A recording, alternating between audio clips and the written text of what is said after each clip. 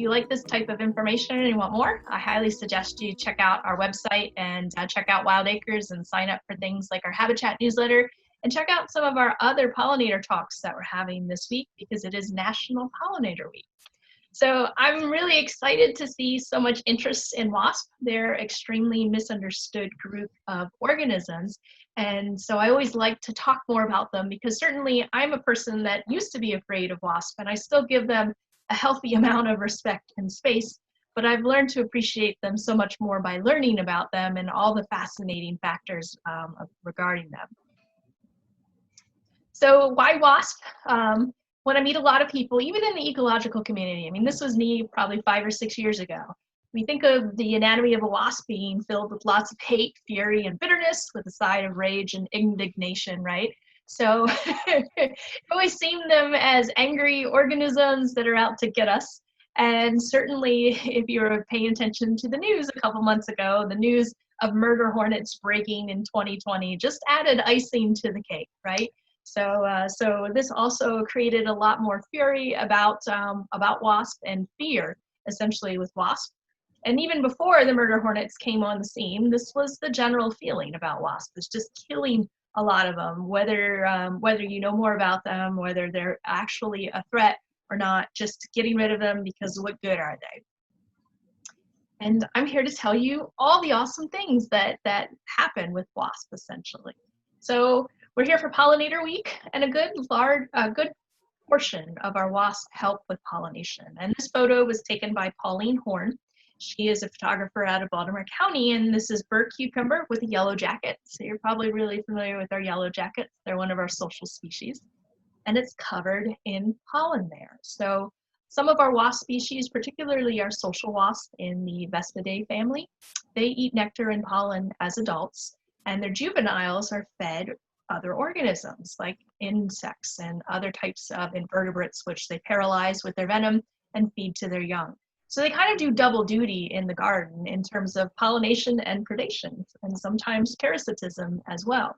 As you can see from this picture right here, this is a hornworm, and all these white tic tacs on it are from a braconid wasp, Potesia wasp, that actually parasitizes those hornworms and makes a meal out of them, so your hornworms don't make a meal out of your tomato plants and things like that.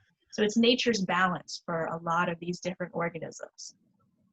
In addition, wasp venom is really fascinating. It's made by many different components, and venom is specific to the species of wasp. So not all wasp venom is the same, and that's why when certain species sting you, it hurts a little bit more than others, or maybe you don't have much of a reaction from certain species.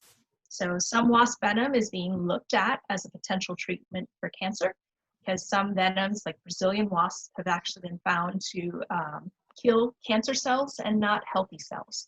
But one of the biggest hurdles is actually creating that venom in large quantities to be able to use as a medical technique.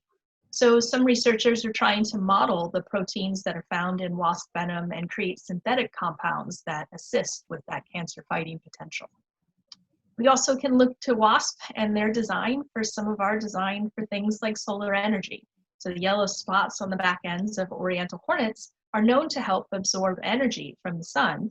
And researchers are looking at ways to model this by creating different types of solar panels and other things that might be similar and might be much more efficient than what we have on the market. And certainly wasps are out there eating a lot of organisms, a lot of them. So they're a major source of pest control that we have. And a lot of them are working behind the scenes, and a lot of them are really tiny, like the size of a mosquito, and you might not even realize that they're there. Wasps also help as biocontrol. So we have quite a few invasive species, which are non-native species that cause problems. Some of those include those brown marmorated stink bugs. Probably dealt with those several years ago. They were really, really bad. But there's actually this tiny little wasp pictured up here called the samurai wasp. Great name for it. The little guy, that's it on stink bug eggs, just to give you an idea of size. And researchers were actually looking at potentially introducing the samurai wasp here in North America to fight the brown marmorated stink bug, because it is a natural predator in the stink bug's home range. Well, in 2014, they actually found this wasp was already here hanging out in New Jersey. And so, with biocontrol, researchers are really careful about introducing because they don't want to introduce another pest species. So they were going through all these trials, figuring out if it was feasible to introduce the samurai wasp, and well, it was already here. And when they started doing genetic research, they found there were already 3 different strains of samurai wasp in Maryland, in the eastern United States, indicating at least 3 different introduction events. So it had been here, but people weren't looking for it and didn't know. It does attack native stink bugs, but 90% of its prey is usually the brown marmorated stink bug. So it prefers the brown marmorated stink bug over the native stink bugs that we have here in the eastern United States. So the introduction of this wasp might be the reason why we're starting to see less brown marmorated stink bugs as well. So kind of cool in that arena. Then there's this guy, the Tetrastitchus. This is another type of tiny parasitic wasp. This goes after the little green menace, the emerald ash borer, which is responsible for the majority of ash deaths in our area. So this is a species that went through those extensive biocontrol trials, and it was released in Maryland. And in the initial trials, they looked at parasitism and only parasitized 4 to 12% of those emerald ash borers. But it was pretty early on in the studies, and so they haven't looked at the research since. It's been a couple years. They might have started breeding on their own and expanding a little more, and hopefully killing off those emerald ash borers a little bit more than just at 4 to 12%. Some of that research was done out of the University of Maryland with Dr. Paula Shrewsbury. And then there's some wasps that create zombies out of roaches. So I'm going to show you this quick video of how this happens. There's several species like the Dementor wasp that do this. Jewel wasp that can do brain surgery on its host. It's this wasp that injects venom into the brain of a cockroach. Hopefully you all can hear that. As the cockroach is paralyzed, it weaves its stinger into the cockroach's brain. It feels around for the right part of its brain, and then it injects this specialized venom cocktail that actually removes the cockroach's ability to control its own behavior. The muscles of the cockroach recover, but it can no longer generate the will to move on its own. So then the wasp takes the cockroach by its antenna and leads it to its burrow, where it then feeds it to its young. Kind of morbid, huh? I think that's one of the coolest stories I've heard in the natural world. If you like. So, zombies, right? And there's several species that zombify insects like roaches and everything. So a little crazy there. And then you're all here because I advertise wasp and wine. So hopefully some of you have a glass of wine to raise to the wasp and the hornets, because you can thank them for passing around strains of Saccharomyces, which are the brewer's yeast, which is used to create beer and bread and wine, right? So researchers actually found that this survives over the winter in the guts of hornets and paper wasp in particular. So this is where these are the species they looked at, and they looked at bees, and they found that bees doesn't really live in the gut system of bees. It's these hornets and the wasp. So it not only lives in there, but it also can breed in there, and there can be some strains that can develop inside these individuals. So not only are they creating a nice warm winter habitat for the Saccharomyces, but they're spreading it around because they also, these vespid wasps like this European hornet here, they're social, and they go and they visit flowers to pollinate, to get that nectar and pollen to eat as adults. When they visit the flowers of grapes and things, they are passing around that yeast, and some of them also dine on the grapes, and it kickstarts some of the fermentation process for wine. So they're responsible for a lot of help in the wine industry and also making other things. And interestingly enough, ancient Romans planted a lot of flowers around their vineyards, and they think it's because they knew that there was some connection between wasps and other pollinators, and the development of those different strains of wine. So fascinating stuff. Hopefully these are all good reasons to like wasps. So now I'm going to get into some basics about wasp, and then I'll get into different groups of wasp. And if you have any questions, again, you can feel free to type them in the chat.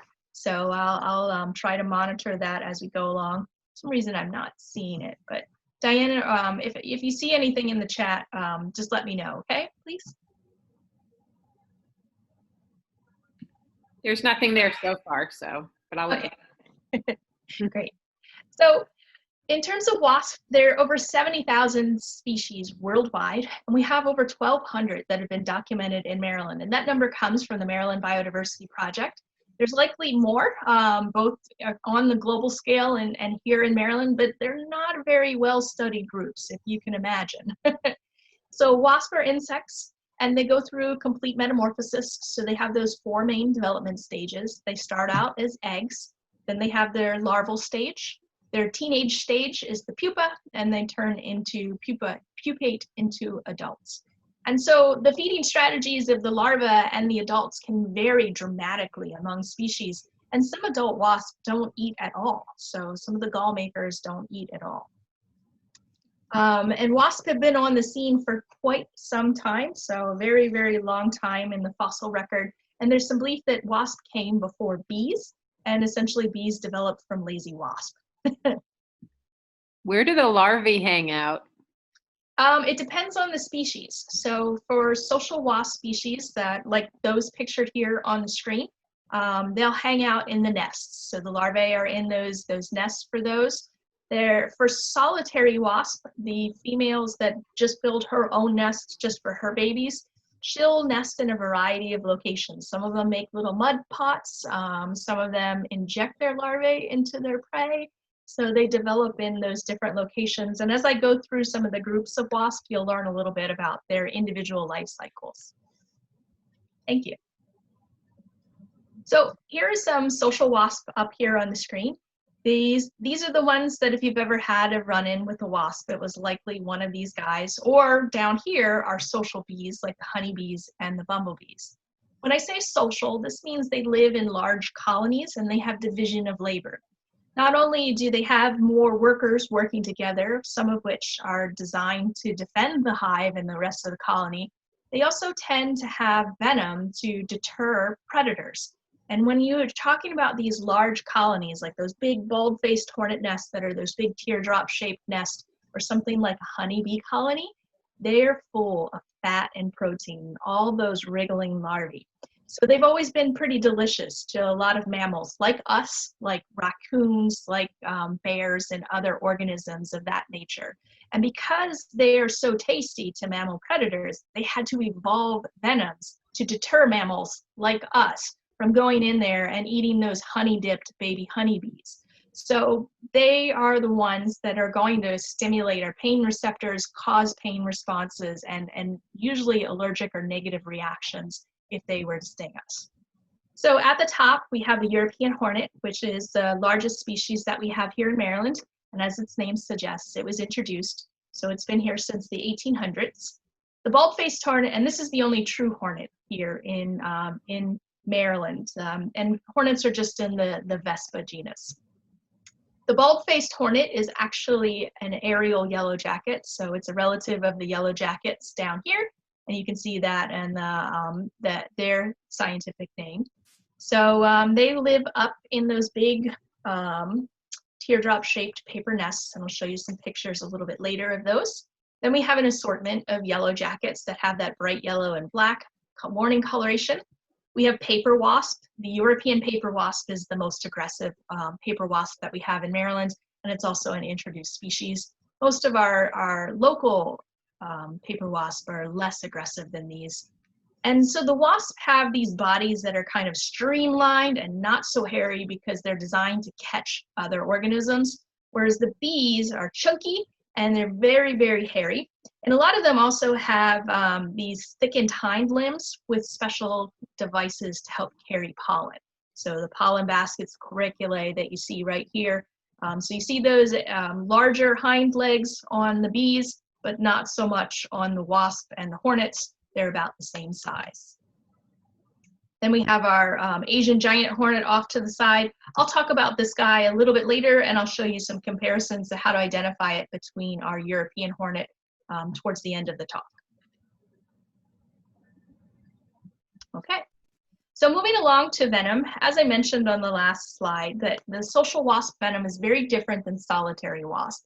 Solitary wasps, they're essentially single moms. They have to build a nest, provision it with food, lay their eggs, and usually a short lifetime. And they have different predators. It's not worth our energy to dig up most solitary wasp nests because there's maybe about 3 or 4 babies compared to a honeybee colony, which might have like 3,000 babies, right? So I'd rather have a whole stomach full of food versus just a mouthful if I'm going to spend the energy to dig up a nest. So their venom evolved very differently than these social species. And so the venom is also designed to either paralyze prey or kill prey or fend off potential predators. So it varies by the species, and we're still learning about a lot of these wasp venoms that they have. We do know that social wasps have special pheromones in their venom. If you've ever been stung by a yellow jacket and it seems like the rest of the colony is chasing after you, there's a reason for that, because when you get stung, it leaves that pheromone and it kind of tags you and shows the rest of the colony, that you're the threat for them. So you have that, and then the social wasp also have this thing called acetylcholine in their venom, and that stimulates your pain receptors. So it makes it feel even worse when those social wasps sting you. Whereas most solitary wasps, if they were to sting you out of defense, like if you're squishing them or something like that, most of the time it's just going to be a very small raised up bump that might burn or itch a little bit and not have those severe reactions like you would with social wasps. There was a researcher, Dr. Justin Schmidt, who actually looked at the pain scale of different wasps and ants and bees. And he developed this Schmidt insect pains index. And it's really funny because he describes some of these stings like wine. So something like the sweat bee, which doesn't have a very strong sting. He described it as light, fruity, a tiny spark, like a singed hair. Compared to something like a red paper wasp, he said, bold and unrelenting. Someone is using a power drill to excavate your ingrown toenail. So you can look up some of his funny descriptions of some of these, and certainly, you know, these are also based on his individual experience as well. But he just recently wrote a book, The Sting of the Wild, which I'm also interested in reading because he just has a funny sense of humor for writing about these things. So there's some basics on wasp. Any questions before I move on to the different groups of wasp?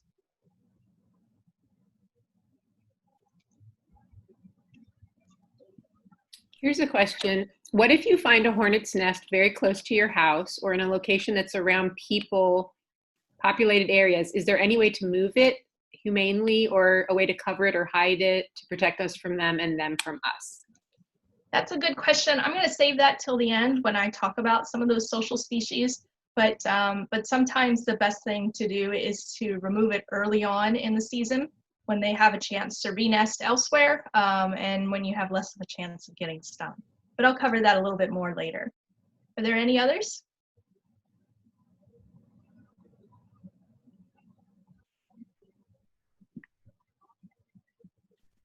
I think that's it for now. Okay. So now I'm going to move into some of the larger groups of our wasp, and these don't include all of our groups of wasp because there are just so many. So one large group that you might be familiar with are the braconids wasp. A lot of these tend to be very tiny wasp, and we have over 300 species here in Maryland, and these are parasitoids. So when somebody asked earlier where do the larvae hang out, for this particular group, the larvae hang out inside whoever they parasitize, like inside the caterpillars or grasshoppers or other organisms. So, well, most of them are inside. Some of them are also exoparasites on the outside of those organisms. What's really fascinating to me is with the braconid wasps, they actually have poly-DNA viruses. And so when the female injects the egg inside of the caterpillar or whatever the host is, she not only injects the egg, but she injects this poly-DNA virus. And essentially that virus suppresses the host immune system so it doesn't fight back against that foreign body, that egg that she injected in there. It's pretty gruesome. Once the egg hatches, then the larvae essentially eats their host from the inside out, and they pupate either inside the host or on the outside of the host. So going back to that tomato hornworm, this is that example again of those braconid wasps. So each of those little white tic tacs are the pupae of the braconid wasp, and so an adult wasp is going to emerge out of there. And the first time I saw this in the garden, I was horrified. I felt so bad for my tomato hornworm, even though he was eating all my tomatoes, and I was like, I'm so sorry, and I knocked off all of the wasps, but it still died anyways. So this is the end stage. Even though the hornworm still looks like it's moving around and doing stuff, it's a goner. and so a lot of these specialize on specific species of caterpillars or other types of invertebrates. That's how it works for most of the wasp world. They go after specific species, and they're kind of like nature's check and balance. There are even some wasps that go after things like those oleander aphids. If you grow milkweed for monarchs or other pollinators, you might be very familiar with these oleander aphids here. So these are oleander aphids that have been parasitized, and they're the mummies, essentially. So the hole that you see right here is where an adult wasp essentially excavated itself from that aphid. Just to give you an idea how tiny some of these wasps that we have in our area are. Now I'm going to move on to a gorgeous group of wasps. These are called the cuckoo wasp, and they are jewels of the wasp world. I mean, look at this. This is a species that's not here in Maryland. I think this is an African jewel wasp, but it looks like the rainbow, right? Gorgeous, gorgeous species. And they actually are kleptoparasites or nest parasites for other wasp species. And just like the cuckoo birds, they often are brown-headed cowbirds, which often lay their eggs in other species' nests. That's what these cuckoo wasps do. So we have 10 species that we've identified here in Maryland, and most of them are the kleptoparasites, and some of them are parasitoids, so they parasitize others. And essentially their strategy, these are very tiny wasps. You can see one on my friend's hand. This is Kevin Dodge, and he's one of my great mentors from school and everything. And a cuckoo wasp flew in his hand. I was like, I gotta get a picture. But you can just see how tiny this little jewel wasp is. So they're very tiny, and they're extremely colorful. And what they do is they sneak into other wasp dens, lay their eggs, and then leave the scene and let the other wasp essentially raise up their young. So for me, I would think, look at this bright color, this red, this blue. I mean, wouldn't that be pretty obvious if this guy was sneaking into your den?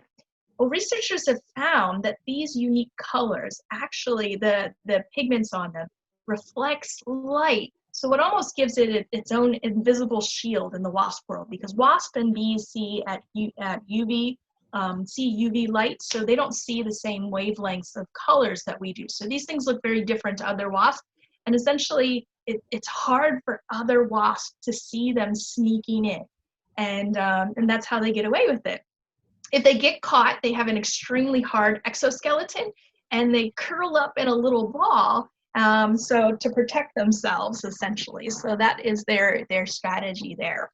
Most cuckoo wasps are going to parasitize specific species of other wasps. So most of them are not generalists going after any other wasp on the block. They're going after a particular species.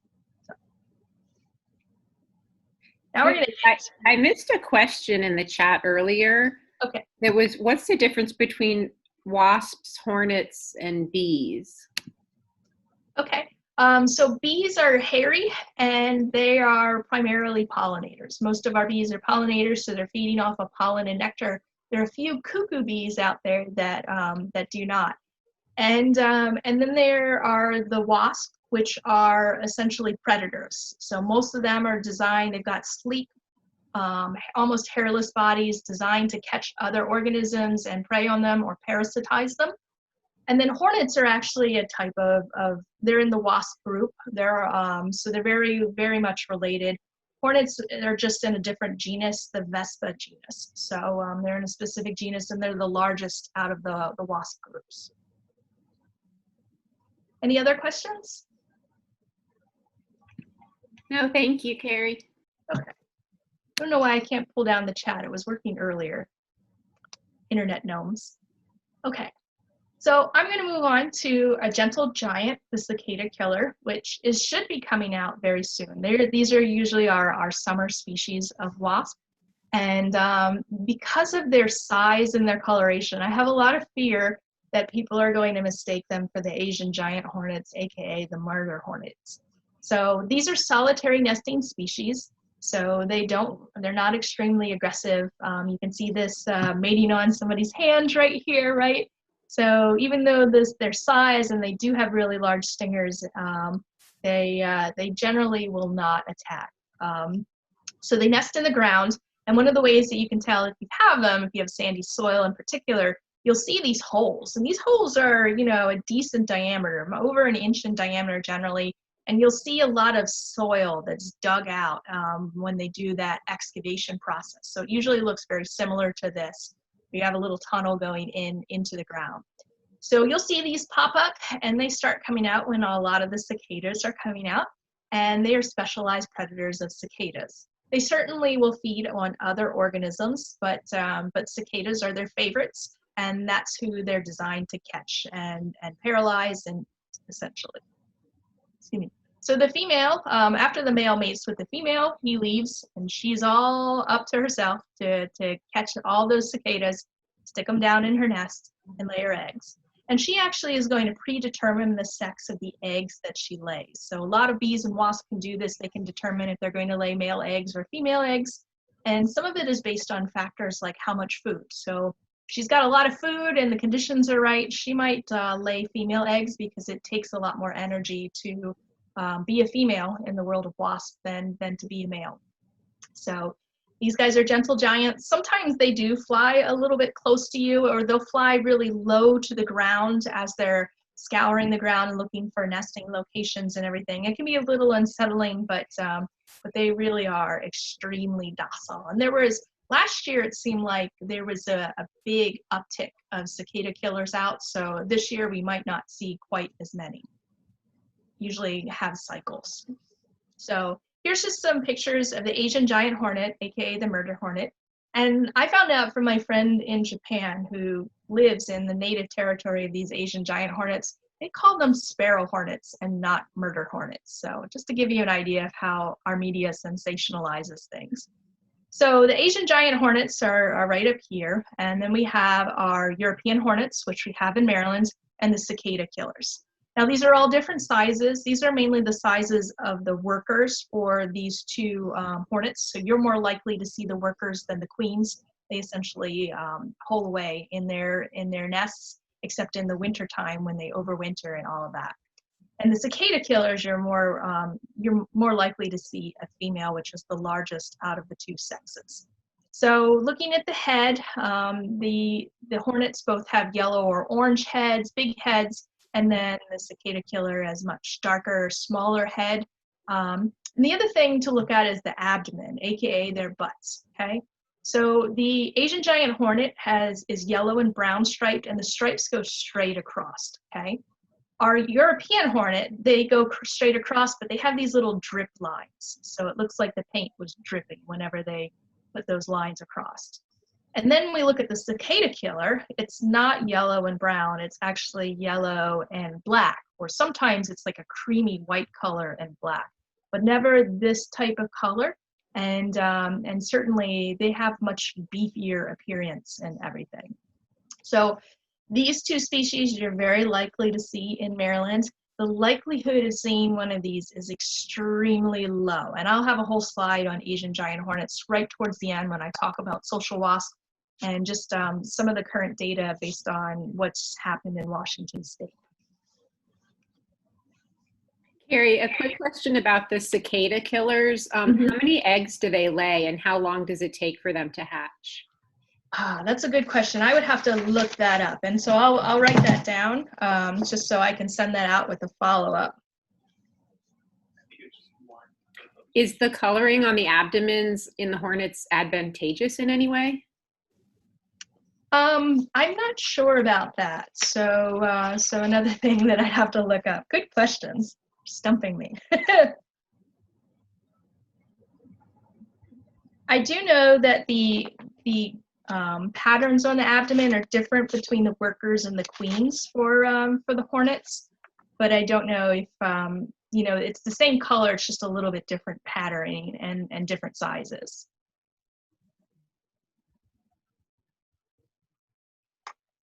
So the next group of wasps that I'm going to talk about are the gall wasp. And you might be familiar with these because you might see these strange growths on plants. So this is the wool sour gall, and this down here is the apple oak gall. This is probably one of the more common galls that you'll see out and about. And these are, I've only seen like 3 of them, but I usually see them in May. So I think there might be something seasonal with these. So the gall wasps are parasitoids. They have this really weird appearance. A lot of them have kind of like a humped back and these really thick abdomens. And they're tiny. They're tiny, tiny wasps. So they're very small. Most of them you might not even realize are around. And just like many of the other wasps, they parasitize specific families, or specific types of plants. But instead of, parasitizing other insects, they're going after plants. So the families of plants that the gall wasp usually go after include roses and willows, asters, and oaks. Particularly oaks. They love oaks. And oftentimes you can look at the species of oak and figure out who the gall wasp is. Like this wool sour gall will always be on white oaks. And a lot of times these apple oak galls are going to be on oaks in the red oak group, but not all the time. So some of the other species, there's some that only go after roses and some that only go after willows and other species of plants. So what they do is they lay their eggs inside the plant tissue, either on a leaf or on the stem or another part of the plant. And when the egg hatches, it creates an immune system response from the plant that essentially encapsulates that baby wasp and creates a nursery habitat. It's almost like a little tumor around that wasp. So some of them are individuals, like the apple oak gall. There's just a single wasp inside of there. And some of them are multi, so each of the little pink spots are an individual chamber for an individual wasp. So it really depends on the wasp and how they lay it. While these might seem pretty unsightly on the plants, they usually have no bearing on the plant's growth and everything. And a lot of times the adults don't feed at all. So it's just a one-sided relationship between the wasp and the plant. The next group I'm going to talk about, I always use this quote from Charles Darwin. He wrote it to Asa Gray, who is the father of modern botany here in North America. So Charles Darwin wrote, "I cannot persuade myself that a beneficent and omnipotent God would have designedly created the Ichneumonidea with the express intention of feeding within the living bodies of caterpillars." So I always found this wild because Charles Darwin was freaked out about ichneumoniid wasp. And he didn't even talk about the braconids, which do something very similar. So ichneumonids are very similar to those braconids. They take their stingers, aka their ovipositors, and they lay their eggs inside other organisms. And in the Ichneumonidea family, it's the largest family of wasps in the world.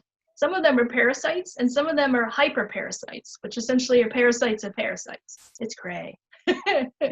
So our largest ichneumoniid wasp here in Maryland is this lady, pictured right here, the giant ichneumoniid wasp, or giant ichneumon. So this is her ovipositor, that big black line. When she flies by, it's like 4 to 5 inches behind her. You can see it like hang as she flies by. It's so wild. And I took this picture actually at our little beach at the bottom of the hill. And this is when I was first dating my now husband, and we went and had a beach party with his friends, and we got there, and she was taking her ovipositor and tapping on the wood and finding rotting sections because she was looking for this little guy in the corner, this pigeon horntail tremix, which is kind of a primitive type of wood wasp, okay? So this is who she parasitizes. So she takes that, and it's almost like a steel tip drill, and she drills it down into that rotting wood to try to find the body of one of these tree mixes and then lay her eggs inside of it. And so this was happening when we got to the beach. And like, my husband is a software engineer. His friends are mostly computer folks. And when they saw this giant wasp on the table, they were like, oh, kill it with fire. And I was like the paparazzi. He was like, you're so gorgeous. And I'm like taking all these photos, and they're standing like 10 feet away, and they're looking at him like, who are you dating? But we've gotten over that now. I see a little clap from Kristen. Thank you. They've learned to accept that I'm the bug and the snake and spider girl and everything. So now I get pictures, and they ask me to learn about it. So it's all good, right? The power of education. But at that moment, they didn't think it was very cool. But I was really excited to find this horntail tree mix in Baltimore City last year at Silburn Arboretum. So that was a cool experience for us to, for me at least, to have it full circle after seeing the giant ichneumon, but never its prey. So the velvet ants, for those of you in areas that have sandy, pretty dry soil, you might see these very colorful ants running around. And they actually aren't ants at all. If you look closely, they're really furry. These are actually wingless wasps. At least the females lack wings. So their other name are cow killers because their sting is purported to be extremely painful. No evidence that it kills cows, but apparently you will feel pretty bad if you ever get stung by one of them. The males have no stinger, so they are unable to sting you, but they will try to poke you with their appendage. And apparently they vibrate really fast and squeak, so they try to get you to release them. So velvet ants, it's very hard to get pictures of them because they are always on the move. And the females lack those wings, they're ground dwelling, and they parasitize ground nesting bees and then sometimes other ground nesting wasps, essentially. So she's always on the lookout for her prey and everything to essentially take over and eat them or parasitize them or whatnot. So really fascinating group. Just about all of our velvet ants are bright red or orange in color, and they're extremely hairy compared to the actual ants, which are relatives of wasps and bees. And if you go to places like the Southwest, the velvet ants out that way are white in color, white or yellow, just to blend in with that desert kind of terrain and everything. So the last group of solitary wasps that I'm going to talk about before we get into our social guys are the masons and the potter wasp. So these are really interesting. This is an example of one of them, mason wasp here. So some of the mason wasp will use your artificial nest tubes that you might put out for mason bees, and they'll take mud and make those little chambers. And then some of them, like the potter wasp, will actually create these little cute mud pots that they lay their eggs in. So they paralyze other organisms, budworms and weevils and things like that. Usually in a potter wasp nest, like there on the bottom, usually have quite a few budworms in there and just a single egg, and then she seals it up. And I find a lot of those potter wasp nests on like window ledges or the sides of brick walls like this picture here. So it seems like they don't have any trouble really laying their eggs in urban areas and suburban areas, utilizing essentially human structures. The adults feed on nectar, so they're pollinators, but they've got pretty smooth bodies, so they don't pick up a lot of pollen, but they're drinking nectar and sometimes moving pollen around. Before I get into all of our social wasps, does anybody have any questions talking about some of our lesser known species of wasp?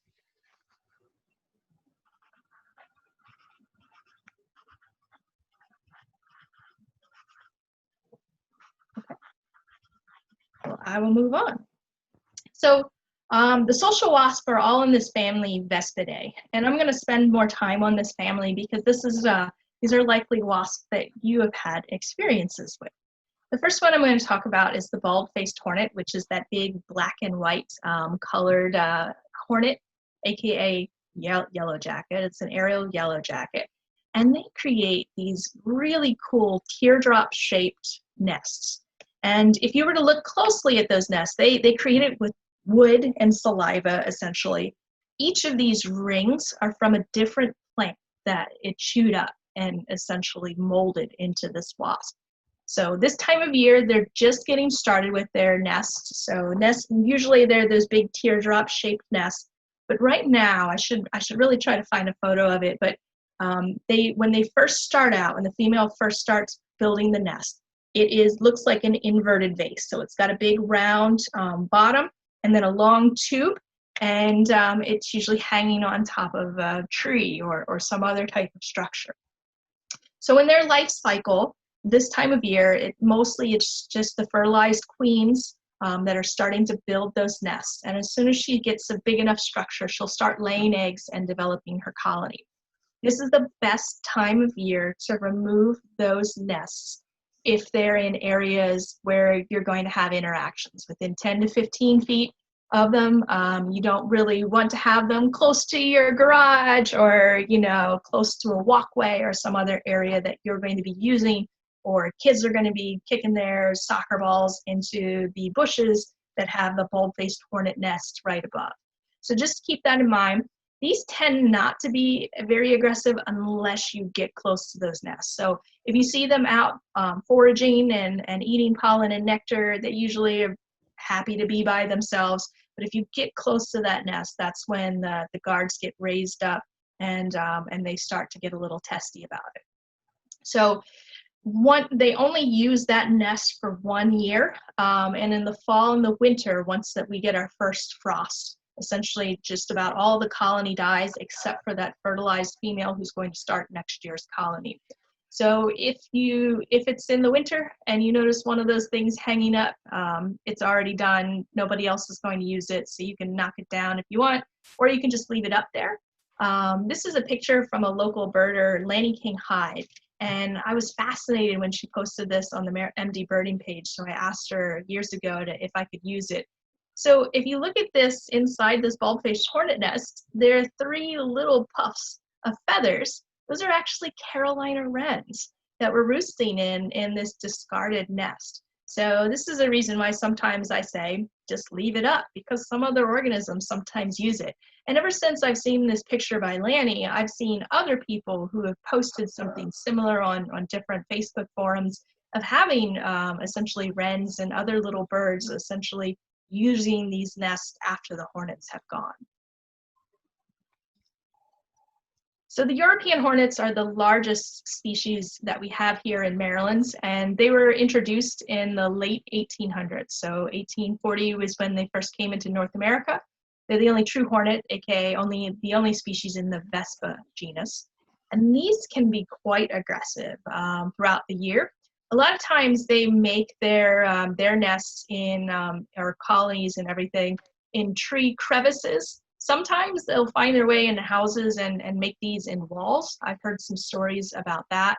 And they're very crafty at essentially finding cracks and crevices and creating a nest. So much like the bulb-faced hornets, they're also using wood, but instead of a freestanding structure like those bulb-faced hornets, these are going to be using some other structure that's already there.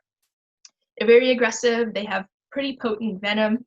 And one of the things they do is they eat sweet stuff. So they like to eat bark and get to that sweet sugary sap right underneath of it. And I've watched one actually girdle a young ash sapling. And I was like, if ashes didn't have enough trouble, here you are girdling this thing. But they, because they're from Europe, that one of the primary things that they go after is lilacs, which are European shrubs essentially. So you have lilacs, you might have seen them around. They are active at night. So sometimes if you leave the porch lights on like this right here, I came home and there was a European hornet waiting on the side of the house.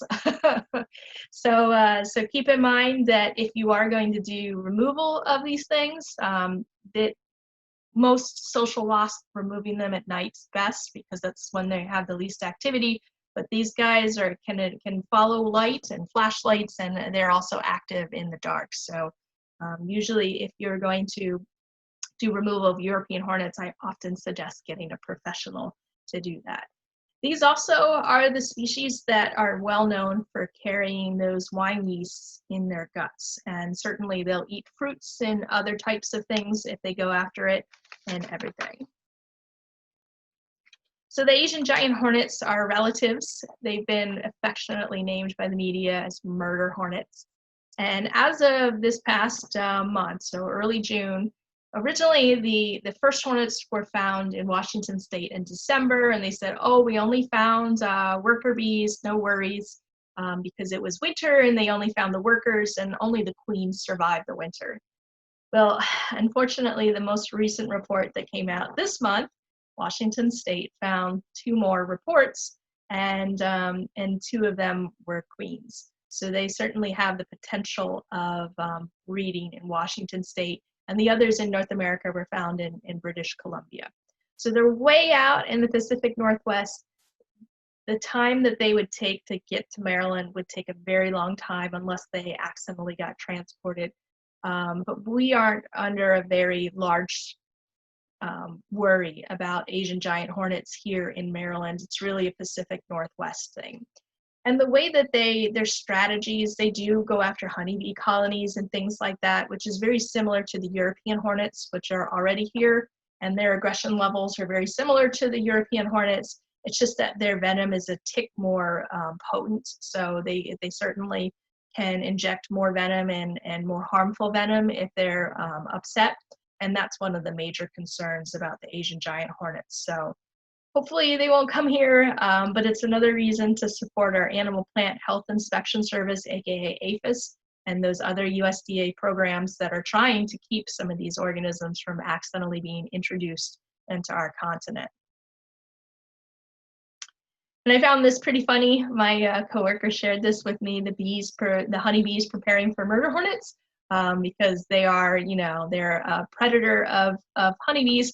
What's interesting is in the Asian giant in Japan, where the Asian giant hornet's from and where the Japanese honeybees are, the Japanese honeybees have evolved a strategy to heat up the Asian giant hornets that invade their hives, and they can heat it up within it's 1 degree higher, trying to think. The temperature that they heat that Asian giant hornet up to is exactly within 1 degree of them overheating themselves. And that's how amazing this strategy that they've evolved to try to survive against those Asian giant hornets. So the paper wasp in the group of our social wasp, these tend to be the least aggressive because most paper wasp colonies are pretty tiny. A lot of paper wasp colonies are these exposed honeycombs, essentially, that you'll see, those paper combs hanging up along ledges, along garages, and things like that. I've been fighting them. They like to nest in the arms of our grill and also inside the grill itself. So thankfully with COVID, I've been very vigilant with keeping the paper wasp from nesting in our grill this year because we had a little run-in last year. So the ladies build the nest, and they have different facial patterns. So these are all different faces of paper wasp, and they recognize individuals. So they know individuals in their colony, not just by their faces, but also by their smells. And they eat insects. They drink nectar as adults. I've seen a lot of my local paper wasps hanging out on the clovers this week because there isn't much blooming in my yard right now. I'm waiting for all those summer flowers to pop. When they fly, they dangle their legs, and so it makes it really easy to see paper wasps flying through the air because it always looks like their legs are hanging underneath them. Some of them are brighter yellow and brown, and then we have some that are almost dark black. And we have one species, the European species, I think they're the most aggressive. They're the ones that make the bigger combs. Most of our other ones only make very tiny ones. The European species are the most aggressive out of what we have here in Maryland. The last group of wasps that I'm going to talk about are the yellow jackets, and this is probably a group that you also are very familiar with because they're extremely social and they don't have any trouble hanging around human dwellings. They're also responsible for the majority of the stings that happen here in North America. They have a very variable diet. So their juveniles eat insects, they're carnivorous, and then the adults go after nectar and honeydew and fruit and things like that. So they like those high carb, very sweet foods. which often brings us as run-ins during picnic season in the summertime. A lot of yellow jackets nest underground. Some of them will also nest in human structures like buildings and in dead trees. They are much like those European hornets. If they find a spot, they will excavate it for themselves and everything. We have European and native North American yellow jackets here in Maryland. So the differences are kind of those color patterns basically on the abdomen to tell the differences between the different species. And technically, the yellow jackets are most aggressive in the fall unless you get close to that nest. The reason for their heightened aggression in the fall is because of their life cycle. This time of year, the colonies are just getting started. So much like the other social wasp, it's a fertilized female that overwinters. She's the only one of the colony that survives. In the spring, she starts building that nest. And then once she's laid a few eggs, she gets the colony going and a lot of her work is done. She's just laying eggs and everybody else is foraging and taking care of the babies and all of that. When you start having the colony get underway, the workers actually go out and collect food, other insects, to feed the juveniles, the larvae. The larvae are carnivorous, and then the larvae often secrete kind of like a sugary solution that the workers feed on. So it's kind of funny that the adults are feeding the babies and the babies are kind of feeding the adults. In the fall, everybody's grown up. So everybody's grown up. The adults have been working so hard over the summer and suddenly they're unemployed. And then also they're really hungry because they're not getting the food that they normally got and they have to forage more for themselves. So they have to switch their foraging strategies from grabbing other insects to feed those babies, and they have to start eating nectar and high sugar foods to feed themselves. So they're listless and hangry. And that's why they get up in your face when you're drinking sodas and things like that, because it's got a lot of sugar and they're attracted to that and they want that sugar. And that's where we get those run-ins with those yellow jacket colonies. Certainly, if you get close to their nests, they will also let you know. And this is just a picture on the side here of what the colony looks like underground. They create those paper cones and they create a very large nest. They excavate quite a bit of soil to do all of this, but it's the queen that does most of that excavation work. Everybody else really isn't good at digging. So one thing about the yellow jackets that nest in the ground and in other areas, they do not re-nest in the same location. So they will not reuse a nest year after year. But the females usually have what we call site fidelity. So if they thought the area where they grew up was pretty awesome, they're going to move next door. They're not going to use the same house. They're just going to build their own house next door. And this happened on our property. We have some blueberries right by where we park our cars.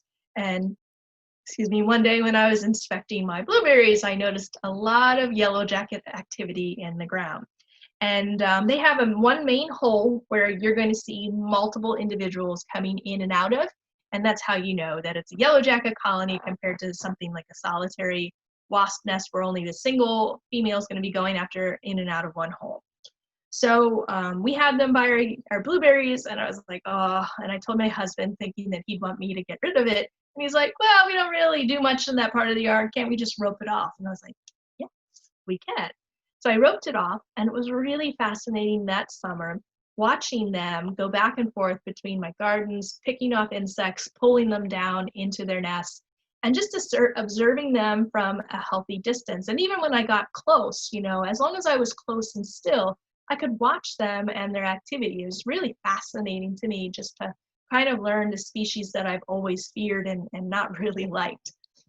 The second year colony built their nest right next door, and it was huge. I mean, there was a big hole and a lot of activity. And that second year was when my neighbor's son started running between our yards more and hanging out with the neighborhood kids. And I just felt like this is too much of a threat. And I literally made the decision to use this bowl method, which is essentially taking a big glass bowl, sticking it over that entrance, and then you want to do this at night, and it's a little cooler outside, and sticking it down on that entrance and then kind of getting it down into the ground or putting soil up around the edges where essentially it suffocates the colony under the ground because they can't dig out very well from that hole. And this was going to be my non-toxic way of dealing with the yellow jackets, because I had heard about several other people using this successfully, and I was like, I'm going to try this. And the raccoons, I swear, must have heard me or gotten to my brain. That might be what they do, why they're so smart. They listen to our brains and internal thoughts. But they literally dug up my yellow jacket colony the night before I was going to take care of them. I literally came home, there was a hole in the ground, no yellow jackets, no nothing. And I was like, well, I guess that works. So raccoons and skunks in particular love yellow jackets, but I have never seen a skunk or any evidence of skunks in my backyard, but I have 4 very large raccoons that I catch on my game camera from time to time. So thank you, raccoons. So the main thing, yeah. I had a question related to that. Someone was wondering if yellow jackets are attracted to fruit trees, and if so, is that why people don't like owning fruit trees? Yes, they are certainly attracted to fruit trees. When I go peach picking in July and there's all those rotting peaches on the ground, there's a ton of yellow jackets hanging out and eating all of those fruits because they like those sugary foods. So it is something to keep in mind. And also their attraction to those fruits and things like that are also what's spreading those yeasts around for different flavors. So. Yeah, that makes sense. Do the queens of most species live for 1 year or longer? I think most species it's just 1 year for most of our wasp species. So. Okay. And then there's one last question about mud daubers on a porch post. Becoming a problem with delivery people. Any advice on that? Will they return next year? Is there anything they can do besides spraying? If this was an old nest from last year, then you don't have to worry about it. If they're rebuilding, the best thing to do is just, if you can't handle them, I mean, the mud daubers really aren't that aggressive and they eat spiders. For those of you who don't know me, I love spiders too. I love spiders more than wasps, but I appreciate mud daubers because they keep the spider population in check. So they really aren't a big threat, but they can be a little unnerving because they will fly close to you and everything. So if you don't like it, then you can just knock it down. Okay, thank you, Kerry. You're welcome. So the biggest thing with WASP in terms of their conservation is education. That's why I like to do these talks, and I'm really appreciative of A&S of inviting me out to speak about WASP. They're really important in so many different ways, and I hope you got to learn a few of those ways today.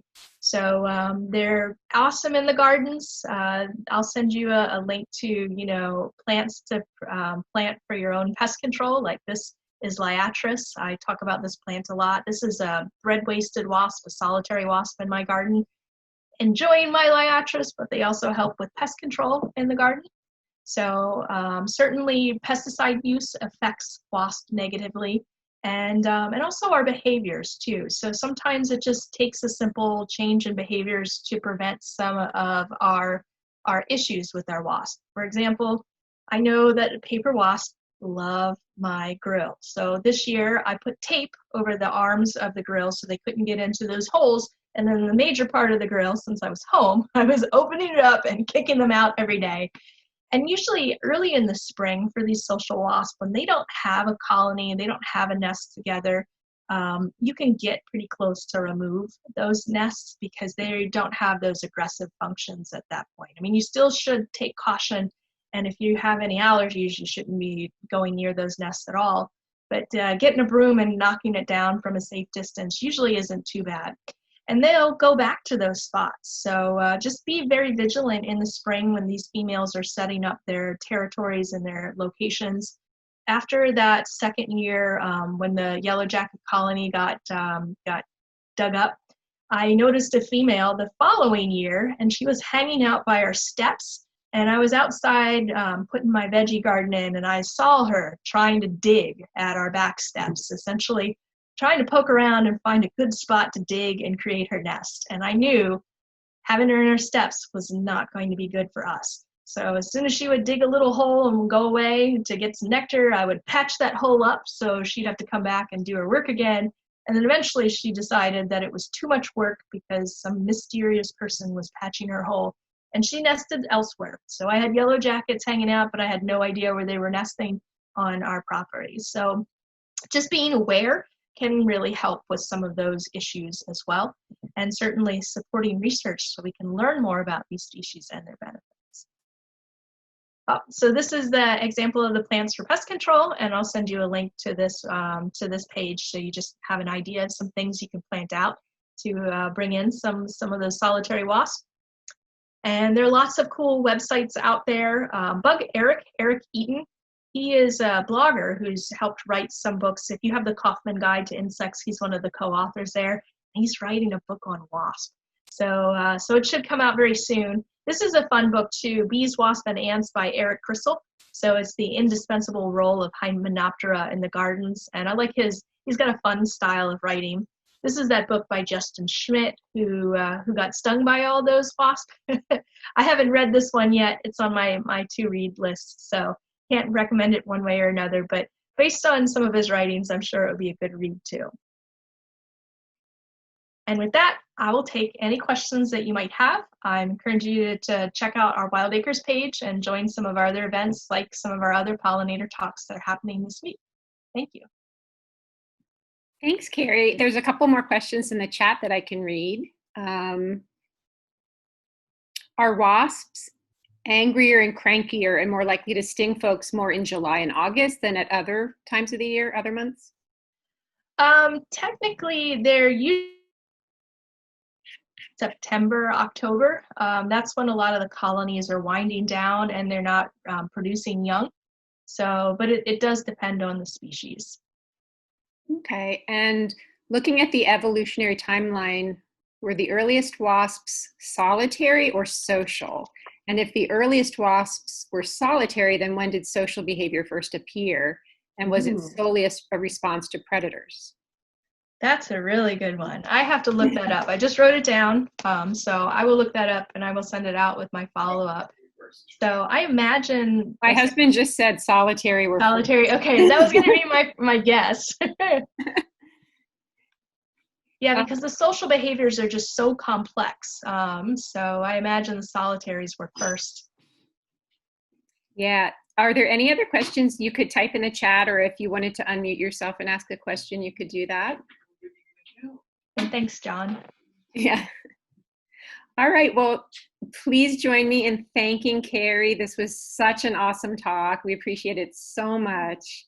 And I think we have one more talk from Kerry. We should see on the schedule coming up